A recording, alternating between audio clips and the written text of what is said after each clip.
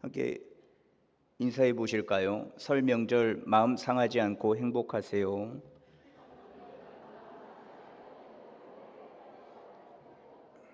예. 명절에는 마음 상하는 일이 많으니까요. 늘 행복하시면 좋겠습니다. 며칠 뒤면 설 명절인데 제가 어렸을 때만 해도 설과 추석에는 할아버지 댁, 할머니 댁에 모여서 그 친인척들을 만나서 좋은 시간을 보냈었거든요. 공식적으로 모이는 시간이 설 명절과 추석 명절이었습니다. 먼저 온 가족들도 있고 늦게 온 가족들도 있지만 그거에 상관없이 어우러져서 즐거웠던 기억들이 있는데 서로의 안부와 근황을 묻기도 하고 또 축하해 주는 축하해 주고 또 어려웠던 일들을 함께 나누면서 근심을 나누기도 했던 기억이 있습니다. 그런 정이 있었죠. 그리고 어른들은 밤늦게까지 술잔을 기울이면서 담소를 나누기도 하고 저희 집 말고요. 다른 어른들 이렇게 담소를 나누기도 하고 또 한쪽에서는 고스톱을 치시면서 이렇게 밤새 그렇게 노시더라고요. 그 옆에 앉아 있다가 심부름을 시키면 그 즉시 심부름을 해서 용돈을 받았던 기억도 있고 또 아이들은 아이들대로 자연을 벗삼아서 놀기도 하고 또 아궁이에 있는 그 부엌에 들어가서 고구마를 구워 먹기도 했습니다. 어른들은 어른들의 방법으로 또 아이들은 아이들의 방법으로 그 북적이며 정을 나눴던 기억이 있는데 그때로부터 한 30년 정도가 지났거든요. 저 나이가 좀 많죠. 30년 정도 지났는데 옛날의 그 명절의 모습들은 지금은 거의 없어졌더라고요. 많이 바뀌었더라고요. 이번 명절 순서지를 가지고 가셨는지 모르겠지만 명절 순서에 나온 말씀 설교 내용에 이 바뀐 명절의 분위기에 대해서 그 내용이 담겨져 있는데 요즘 대부분의 청년들은 혼명을 한답니다. 혼명이 뭔지 아세요? 혼자 명절을 보낸다고요. 그래서 혼자 명절을 보내는 청년들이 많은데 가장 큰 이유는 아르바이트를 하기 위함이고 두 번째 이유가 잔소리 듣기 싫어서 혼명을 한답니다. 취업은 했냐? 야, 애인은 있냐? 결혼은 생각이 있는 거냐? 아이는 낳기는 하냐? 도대체 너는 하는 게 뭐냐? 이런 말들. 전에는 관심의 표현이었고 또 마음의 표현이었는데 언젠가부터는 관심도 아니고 마음도 아닌 것 같이 그렇게 간섭으로 느껴지는 질문들이 되고 말았다라는 거예요. 근데 그도 그럴 것이 세상의 문화가 그런 문화로 가고 있기 때문에 그런 것 같죠. 물론 이 문화는 전에도 여러분들이 어렸을 때도 있었고 앞으로도 있을 겁니다. 사라지지는 않을 거예요. 아니 문화라고 부르기보다 익숙함으로 다가왔다고 봐도 될 것 같은데 그렇게 다가온 것은 크기의 논리입니다.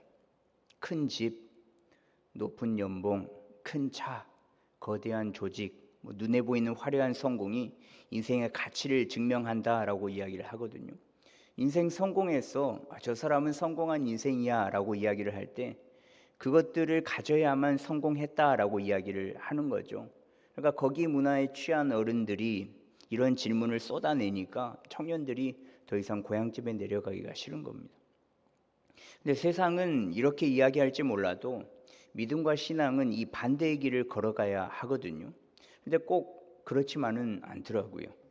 우리의 신앙과 믿음조차 눈에 보이는 성과가 없으면 내가 신앙생활을 잘 하고 있는가? 우리 교회가 믿음의 길을 잘 가고 있는 것인가?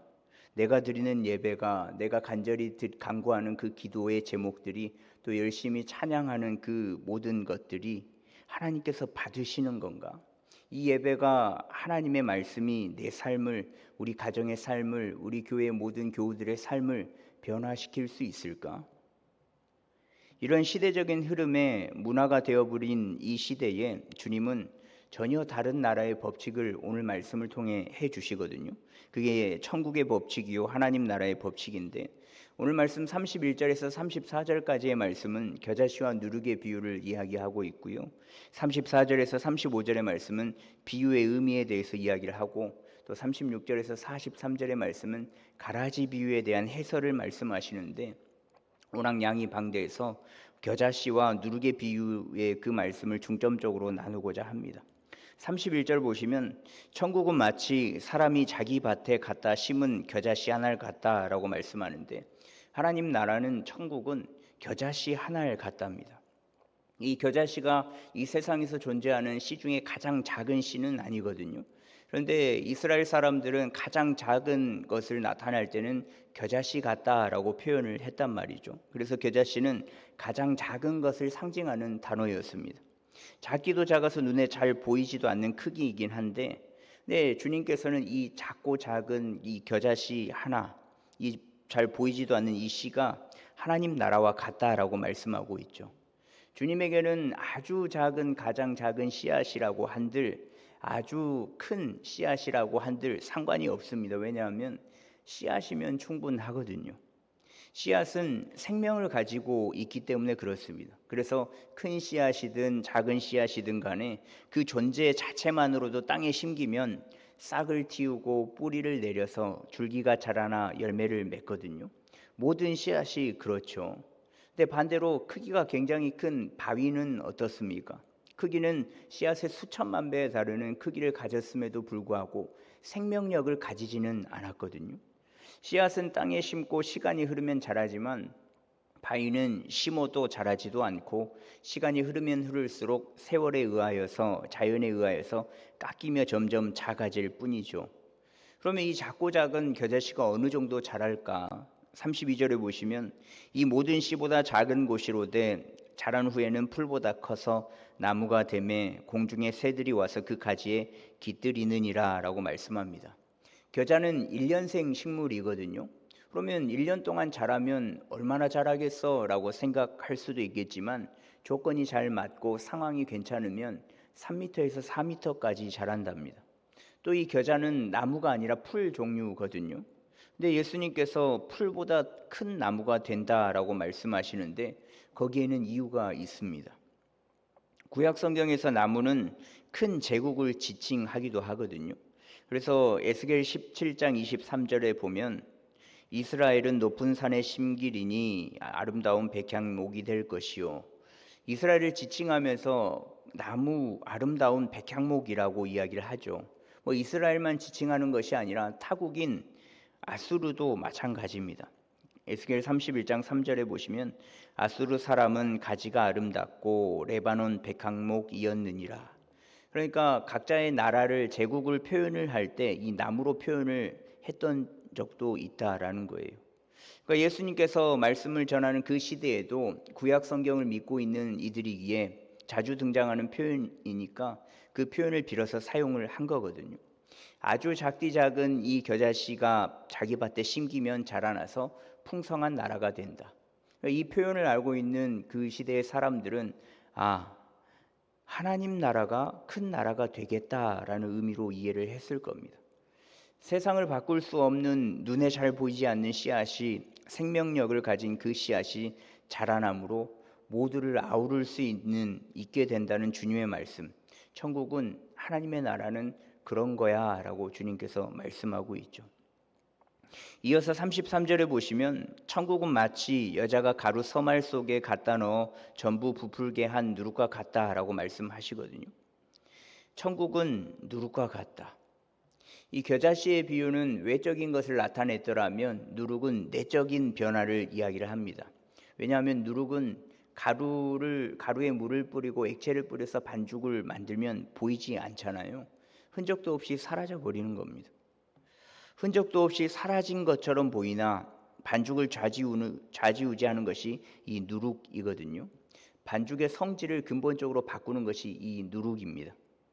출애굽을 기념하는 유월절에 먹는 떡은 누룩이 없는 떡을 먹었었죠. 에스겔 45장 21절에 보시면 첫째 달 연 나흘 날에는 유월절을 7일 동안 명절로 지키며 누룩 없는 떡을 먹을 것이라 라고 말씀하고 있는데, 유월절에 누룩 없는 빵을 먹는 이유는 급하게 나오느라 그 빵을 부풀릴 시간조차 없었던 긴박했던 상황을 기억해내기 위한 그 이유도 있고요.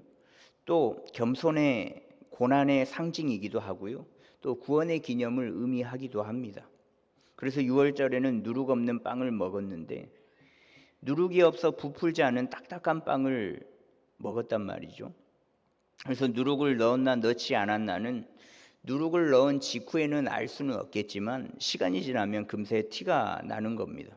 누룩을 넣지 않은 반죽은 부풀지 않지만 누룩을 넣은 그 반죽은 부풀어 오르거든요. 그래서 예수님께서 천국은 이 누룩과 같다라고 말씀하시면서 이 천국이 작은 것에서 시작되지만 크고 강성한 것으로 나타난다라고 말씀을 하신 거죠. 여자가 가루 서말 속에 갖다 넣어서 부풀게 한 누룩, 여기서 가루 서말은 한 말에 7.3리터니까 약 22리터에 달하는 양이거든요. 그러니까 한 100명이 정도의 사람들이 먹을 수 있는 양인데 가정집에서 이런 대량의 빵이 필요가 없잖아요. 근데 예수님은 그만큼 누룩의 힘이 크다라는 것을 말씀하고 싶으신 것이었습니다. 그래서 이 파급력이 있는 누룩을 통하여서 내적인 나라, 성령님을 통해 주님을 경험하는 것은 이와 같은 큰 힘이 있다라고 말씀하시는 거거든요. 그리고 더 중요한 것은 누룩을 넣으면 가장 큰 변화는 빵의 질감이 바뀐다는 겁니다. 좀 전에도 말씀드렸지만 6월절에 먹는 빵은 누룩 없는 빵이라고 말씀드렸잖아요. 그러면서 오독오독 씹히는 빵인데 누룩이 들어간 반죽으로 빵을 만들면 폭신폭신한 질감의 빵으로 바뀌거든요. 전체 가루의 그 양의 1% 정도 들어가는 누룩의 힘으로 빵의 그 질감 자체가 아예 성질 자체를 바꿔버린다라는 거죠. 본질이 바뀐다라는 거예요. 더 재밌는 것은 여인의 밀가루 반죽에 넣는 행동을 감추어 놓았다라는 의미를 가진 원어의 단어가 사용되었습니다. 근데 통상적으로 여인들이 여러분들도 뭐 반죽을 할 때 아무도 모르게 뭔가를 더 집어넣지는 않잖아요. 그냥 보여주면서 음식을 하잖아요. 그래서 이거는 하나님 나라가 은밀하게 다가오는 것을 의미하거든요. 하나님 나라가 이 땅 가운데 올 때 떠들썩하게 나팔 불면서 오는 게 아니고 은밀하게 다가올 거다라는 것을 의미합니다. 사람들의 눈에 띄지 않을 정도로 은밀하게 나타난다라는 거예요. 겨자씨 한 알 그리고 누룩 작지만 강한 파급력이 있는 모습. 그래서 이것들은 이런 결과를 내는 것 같은데요. 32절에 보시면 풀보다 커서 나무가 되매 공중의 새들이 와서 그 가지에 깃들인다라고 말씀하고 있습니다. 그 자라난 나무에 새들이 와서 깃들인다는 것은 하나님의 나라가 큰 영향을 미친다라는 거거든요. 큰 영향은 다른 이방 나라까지도 미친다라는 것을 의미하는 겁니다. 하나님 나라 그 자체이신 예수님이 그렇게 이 땅 가운데 오셨죠. 작은 겨자씨와 누룩같이 낮고 낮은 곳에서 태어나셨습니다. 그리고 30세까지 자신의 아버지의 그 일을 도우면서 자신의 삶의 영역에서 아마 최선을 다하면서 살아내는 모습을 보이신 분이 예수님이셨을 거예요. 공생애를 시작하시고도 마찬가지였죠. 내가 너희들이 기다리던 메시아다, 예수다, 유대인의 왕이다 라고 떠들면서 다니지 않으셨습니다. 그저 소외되고 어려운 이들에게 찾아가 주셔서 그들을 만나 주시고 가르치시고 전하시고 고쳐주시는 모습을 보였거든요. 조용하게 그리고 은밀하게 다가왔지만 그 예수님의 힘은 굉장히 컸다라는 거예요. 시키지도 않았는데 자발적으로 유대인의 왕이라고 이야기하면서 추종하는 자들도 생겨났고요. 또 주님을 만난 자들은 누룩을 넣지 않는 자의 모습에서 넣은 자의 모습으로 변화되는 모습을 쉽게 볼 수 있습니다. 마치 누룩을 넣어서 빵의 질감이 완전히 바뀐 것처럼요. 천국은 하나님의 나라는 이와 같다라고 말씀을 하시는 겁니다. 세상이 말하는 큰 거, 좋은 거, 알아주는 것을 소유하는 것이 하나님 나라가 아니다라는 거예요. 오해하지는 마세요. 이 말을 그러면 가난뱅이로 살아야 돼? 그러면 궁상맞게 살아야 돼? 라고 이야기하는 게 아니고 그렇게 살라라고 이야기하는 게 아니라 돈과 명예가 나쁘다 뭐 그렇게 나누라는 게 아니라 돈과 명예의 노예가 되어서는 안 된다라는 거죠. 제가 돈이 많아 보지 않아서 잘 모르겠고 명예가 없어서 잘 모르겠는데 아마 돈이 많고 명예가 높으면 제어가 되지 않는 그런 모습으로 살아갈 확률이 높지 않겠습니까? 그러니까 그런 모습을 경계하라라고 말씀하시는 거예요. 근데 반대로 작고 소소한 것으로도 하나님의 나라를 누리는 우리가 된다면 감사하고 감격함으로 살아가는 모습으로 살아가지 않겠습니까? 그래서 우리는 반드시 작고 소소한 것으로도 그 하나님의 나라를, 하나님의 은혜를 누리면서 살아가는, 또 고백하는 우리의 모습이 되었으면 좋겠습니다. 더 나아가서 겨자씨가 자라서 큰 나무가 되듯이 누룩이 들어가서 다수의 사람들이 함께 먹고 마실 수 있는 빵이 되는 경험이 반드시 우리의 경험이 되었으면 좋겠습니다. 근데 천국 하나님의 나라 하면 좀 마음이 이상하잖아요. 나보고 죽으라는 건가? 이 땅의 삶이 마감되고 같은 것 같은 느낌이 있잖아요. 물론 내세의 천국, 죽어서 가는 곳이 하나님의 나라, 그렇게 가는 게 맞는데, 하나님께서 이 땅의 인생을 허락하신 이유는 내세의 하나님의 나라에 들어가기 전에 이 땅에서도 동일하게 하나님의 나라, 천국을 누리기를 원하시는 마음에서 우리를 창조해 주셨습니다. 그래서 창조 세계에서 우리를 교제하기 위하여서 창조하여 주셨거든요. 창조하신 이유가 당신께서 완벽하게 만든 동산에 거하면서 교제하며 살아가는 것. 그래서 하나님을 영화롭게 하는 삶, 하나님께 영광이 되는 것, 곧 하나님의 아름다움을 바라보면서 그렇게 누리면서 살아라 라고 우리를 창조해 주셨단 말이죠. 하나님께서 이 땅의 삶이 작은 하나님의 나라가 되기를 원하는 마음에서 우리에게 이 인생을 허락해 주셨다라는 거예요. 근데 물론 자신에게 주어진 것이 상황이 다릅니다. 환경이 달라요. 누군가는 잘 먹고 잘 살고, 누군가는 힘들고 어렵고, 누군가는 건강하고, 누군가는 건강하지 않고. 근데 모든 상황과 환경이 다르지만 그런 주어진 상황과 환경 속에서 하나님의 뜻을 발견하고 살아가기를 원하는 마음에서 우리에게 이 하나님 나라를 선물로 주셨다라는 겁니다. 이 사실은 변하지가 않습니다. 그러면 이 땅에서의 하나님 나라를 누리는 삶은 어떻게 살아가는 것인가? 마태복음 18장 3절 말씀에 나와 있거든요.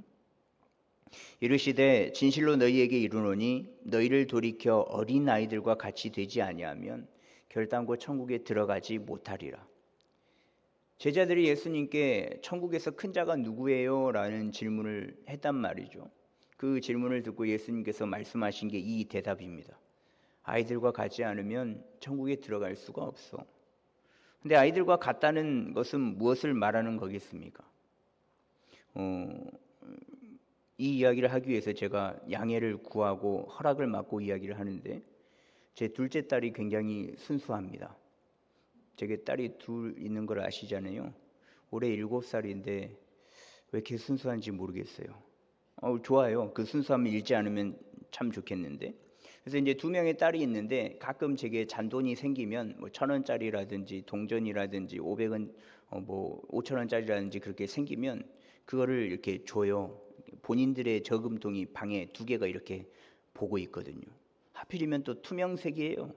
그래서 들어있는 금액이 적나라하게 보인단 말이죠. 그래서 하루는 잔돈을 들고 집에 가서 아이들에게 주려는데 5,000원짜리 한 장과 1,000원짜리 2장이 있었습니다. 금액이 다르잖아요. 그래서 이거를 어떻게 줄까? 이 친구들이 첫째가 치마를 입으면 둘째도 치마를 입어야 돼요. 누군가가 바지를 입고 치마를 입었다? 왜 나는 치마를 안 입히냐? 언니는 치마를 입었는데 왜 나는 바지? 이건 무조건 똑같이 해줘야 된단 말이에요. 5,000원짜리랑 1,000원짜리 2장이잖아요. 금액이 다르잖아요. 줘야 되는데 어떻게 줄까? 속이긴 좀 그렇고. 그래서 일단은 물어봤습니다. 둘째한테요. 이거 5,000원짜리 이거 가질래? 1,000원짜리 2장을 가질래? 그래서 첫째한테 이렇게 윙크를 계속했습니다. 늦게 선택을 하라고. 그래서 이제 둘째가 난 이거라고 하면서 1,000원짜리 2장을 가져왔습니다. 와, 나 2장이야. 내가 더 많아. 아싸. 그러면서 저금통에 이렇게 넣는 모습을 봤거든요. 첫째는 그냥 늦게 선택해서 배 이상의 돈을 가지게 됐단 말이죠. 엄청 신나했어요. 아직도 모를 겁니다. 근데 어린아이와 같다는 것은 이런 모습이지 않나 싶거든요. 멍청하게 살라는 게 아니에요. 무조건 양보하면서 살라는 건 아닙니다. 세상에 물들지 않는 모습으로 살라는 거예요. 작은 것에도 감사가 있는 모습으로 살라는 거죠. 그저 당하고 살아라, 말하지 말고 살아라, 그런 게 아니고 거기에서 세속적인 것에 물들지 말라라는 거예요. 아마 오늘 말씀을 듣고 결심하고 결단하면서 또 살아내려고 이렇게 하실 거잖아요. 근데 이런 그 말씀을 듣고 결단하고 결심하면서 행함으로 나아가려고 하는데 그리 쉽지만은 않거든요. 이상하게도 예배 때 결심하고 결단하고 기도하고 집에 돌아가면, 그렇게 행하려고 하면 그 망치는 세력이 꼭 있습니다. 그 세력은 새벽에도 말씀드렸지만 가라지 비유 해설에 나오는데 39절에 보면 가라지를 뿌리는 원수는 마귀요라고 말씀하고 있거든요. 주님께서 밭에 좋은 씨를 뿌려서 좋은 열매를 맺기 위하여서 일을 하시는데, 원수인 마귀는 가라지를 뿌려서 좋은 열매 맺기를 방해한단 말이죠. 우리가 말씀을 듣고 감동이 있어서 삶으로 살아내는 삶의 예배자가 되려고 하는데 늘 무너지는 이유가 여기 있는 겁니다. 하나님의 의로 살아내려고 하면 방해하는 세력이 반드시 있거든요. 그러니 반드시 깨어 있어야만 하거든요. 하나님의 자녀다운 모습으로 살아내려고 하면 반드시 꼬이는 일이 생기는데, 그 일은 가라지를 뿌리는 사단의 일이라는 것을 반드시 기억을 해야만 합니다. 그것을 기억하시고 마음에 새겨서 그것들을 넘어가는 은혜가 있었으면 좋겠습니다. 특별히 오늘은 설이 아닌데 오늘부터 이동들을 많이 하시더라고요. 근데 여러분들은 진짜 대단하신 겁니다. 왜 안 가셨죠? 근데 여기 계시는 분들은 아마 내일부터 움직일 텐데 이 가족들을 만났을 때에도 오늘 말씀이 부디 기억나면 좋겠습니다. 분명 오늘 말씀을 듣고 그래, 나는 세속적이지 않고 어떻게든 살아내 봐야지라고 결심하고 갔을 때 분명히 만나는 이들 가운데 가라지를 뿌리는 세력들이 있습니다. 올 명절은 내가 다 안고 품어봐야지. 그렇게 시댁에 가면 힘들고 어려운데 그래도 내가 다 안고 품어봐야지. 겨자씨와 누룩같이 작고 보이지 않는 것처럼 보이지만 내가 예수 그리스도라는 존재감을 드러내면서 행함으로 나타내 봐야지 라고 마음 먹고 가면 꼭 마음 먹을 때 가라지 같은 인물들을 만납니다. 근데 그럴 때 올 것이 왔다 라고 생각하시면서 오늘 말씀을 기억하시고 하나님 나라를 살아내는 저와 여러분들의 삶이 되었으면 좋겠습니다.